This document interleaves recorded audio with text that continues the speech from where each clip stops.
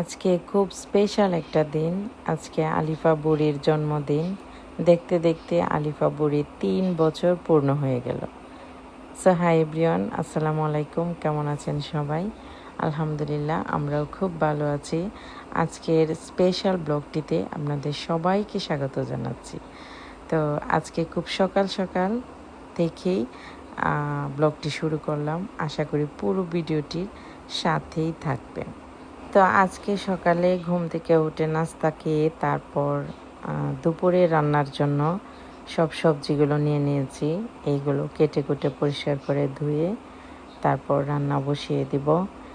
আর আজকে খুব তাড়াতাড়ি রান্না বসিয়ে দিব, কারণ আলিফা বুড়ির আজকে জন্মদিন। তো বিকালবেলায় কেক কাটা হবে তার জন্য।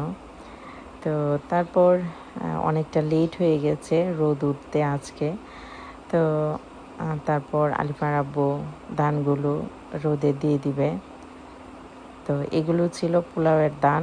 আলিফার আব্বু যাওয়ার সময় সাথে নিয়ে যাবে, প্লাস আমিও সাথে নিয়ে আসব। তো প্রতিবারই এরকম করি। আর এইদিকে আলিফা বুড়ি খেলতে বসে গেছে। তো ও অনেক ধান নষ্ট করেছে এইভাবে। তো ও তো আসলে কারো কথাই শুনে না, ও যা করবে তাই। তো যাই হোক, তারপর আলিফার আব্বুকে বললাম যে ও সকাল থেকে কিচ্ছু খায়নি, শুধু খেলতেছে, তো ওকে একটু খাইয়ে দাও। তো তারপর ওর আব্বু ওকে খাইয়ে দিল, আর ও ওইভাবেই বসে প্রায় সময় খায়। তো তারপর এখন আপনাদের মাঝে শেয়ার করব আলিফার জন্মদিন উপলক্ষে আলিফার দাদাভাই আর আলিফার বাবা কি কি গিফট করেছে। তো হুট করে আসলে এটা করা কোনো প্ল্যান ছিল না। আর আলিফার প্রথম জন্মদিন অনেক বড় করে অনুষ্ঠান করে করা হয়েছিল। তো যাই হোক, এইটা ছিল আলিফার দাদাভাইয়ের পক্ষ থেকে খুব সুন্দর একটা ফ্রক আর টি শার্ট ছিল, তারপর প্যান্ট ছিল।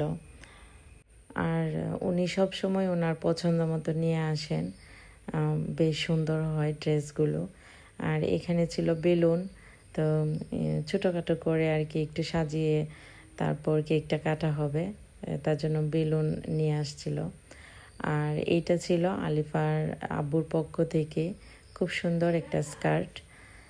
তো তারপর আলিফার দাদাভাইয়ের পক্ষ থেকে ছিল জন্মদিনের কেক আর রাজমহলের কেক। খেতে খুব মজা।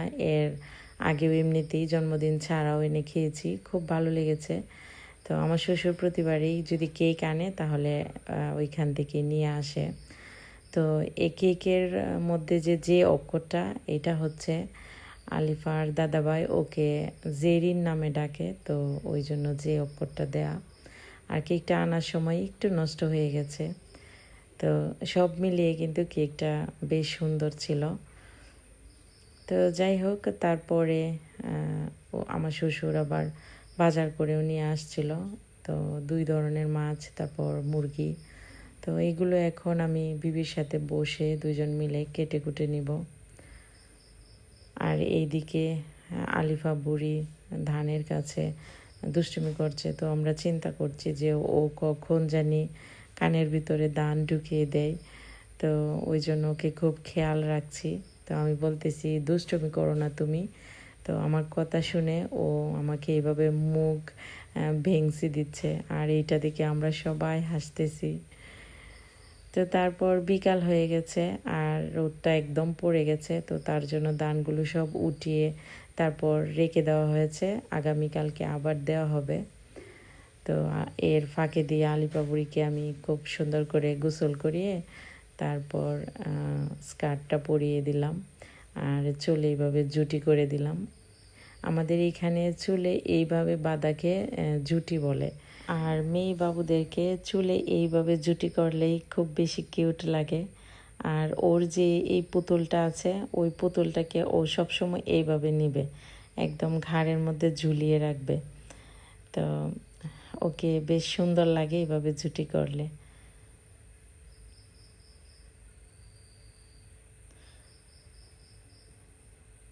তো তারপর ওর ওর কাছে যেটা ভালো লাগে ও ওইটাই বারবার করতে থাকে।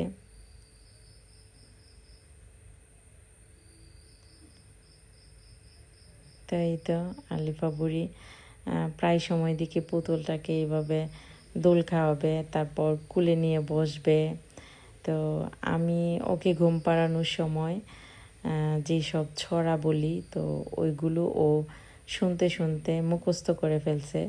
তো ওকে দেখি মাঝে মাঝে পুতুলকে নিয়ে ওইভাবে ছড়া বলে। তো আমি বলি, তুমি কি করতেছো? বলে, আমি ঘুম পাড়াচ্ছি পুতুলকে। তো এই যে এইভাবে কুলে নিয়ে তারপর ছড়া বলবে। ও নাকি পুতুলকে ঘুম পাড়ায়। তো ও আমাকে প্রায় সময় বলে যে, আম্মু আমাকে তুমি ছোটোবেলার মতো কোলে নাও। তো আমি বললাম যে, আমি ছোটোবেলায় কীভাবে কোলে নিতাম তোমাকে, তুমি কি ওইটা মনে রেখেছো? তুমি ওইটা বুঝতে? মানে ও এমনভাবে কথা বলে যেন মনে হয় ও সব কিছুই একদম ছোটো থেকেই বুঝতো, একদম পাকা বুড়ি। তো ওর অনেকগুলো পিকচার তারপর ভিডিও করলাম। আর ওর ভিডিও পিকচার উঠানো মানে হচ্ছে একটা একদম তৃতীয় বিশ্বযুদ্ধ। তো খুব বুঝিয়ে তারপর ভিডিওগুলো করতে হয়। তো আবার যদি বলা হয় যে তুমি তোমার পিকচার উঠাচ্ছি, তুমি পোজ দাও, তো ওইটা আবার খুব সুন্দরভাবে দিতে পারে। তো যাই হোক, তারপর বিকাল হয়ে গেছে, এখন কেক কাটবো। তো তার জন্য আলিফাকে ওর দাদাভাই যেই ফ্রকটা গিফট করেছে ওইটা পরিয়ে দিলাম। তো ওইটা পরে ওর দাদাভাই দাদুমণির সাথে কেক কাটলো। তো তারপর আমাদের সাথেও কেক কাটলো। তো হয়েছে কি, এইখানে অন্য কেউ ছিল না, তার জন্য আমরা সবাই একসাথে কেক কাটতে পারিনি। তো আর এইদিকে দেখেন আলিফা বুড়ি নিজে নিজে কেক খাচ্ছে। মানে ও ভাত খাবে না, বাট অন্য জিনিস পছন্দ করে অনেক। হয়তো সব বাচ্চারা এরকম। আর ভাতটা খুব জোর করে খাওয়াতে হয়। তো আমি তারপর আলিফা আর আব্বুকে বললাম যে, ও তো দুপুরে খায়নি, শুধু কেক খেয়েছে, তো এখন একটু ভাত খাইয়ে দাও। তো ওকে আসলে খুব জোর করে খাওয়াতে হয়, খুব বায়না করে। তো কিছু করার নেই। আর ওর ভাত খাওয়া ওর আব্বুই শিখিয়েছে, যতবার দেশে আসে তো একটু একটু করে ও খুব সুন্দর ভাত খাওয়া তারপর উনি শিখিয়েছে। আর উনি যতদিন দেশে থাকে উনিই খাওয়ান, আমি একটু রিল্যাক্সে থাকি, কারণ ওকে অনেক সময় নিয়ে খাওয়াতে হয়। ও অনেক বিরক্ত করে খাওয়া নিয়ে।